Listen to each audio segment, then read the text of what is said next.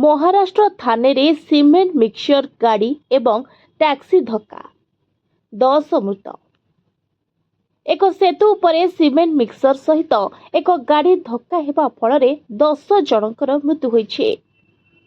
थाने जिला मुरबाड़ रे कल्याण मुरबाड़ मार्ग रे दुर्घटना परे रायत सेतु उपरे यातायात बंद हो जाइथिला। दुर्घटना संपर्क में सूचना पाइबा परे स्थानीय पुलिस उद्धारकारी दल एवं डाक्तरी दल तुरंत घटनास्थल में पहुंची। आहत मानक तुरंत उद्धार कराई निकटस्थ मेडिकल रे भर्ती करा जाइछे। तेबे मुरबाड़ गोबिली गाँव रायत सेतु पर सकाळ प्राय 11:30 समय एही दुर्घटना घटिथिला।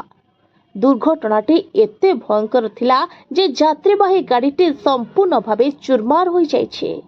स्थानीय प्रशासन एवं उद्धारकारी दल घटनास्थल में पहुंची गाड़ी भितर मृतदेह गुड़ी बाहर करिसंते।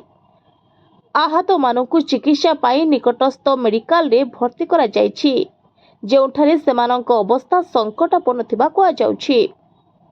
तेबे मृतदेह को व्यवच्छेद पाई पठा जाइछि। पुलिस घटनार तदंत आरंभ करिछि। तेबे गुजरातर सुरेंद्रनगर जिले में मर्मन्तुद सड़क दुर्घटना होइतिला। लखतर विरमगार हाईवे रे थिबा भास्करपरा निकटरे द्रुतगामी ट्रक रास्ता कड़े छिड़ा होइतिबा यात्री मानकु धक्का देइछे।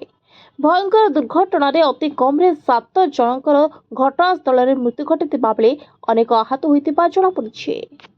Bureau report, voice of Odisha live.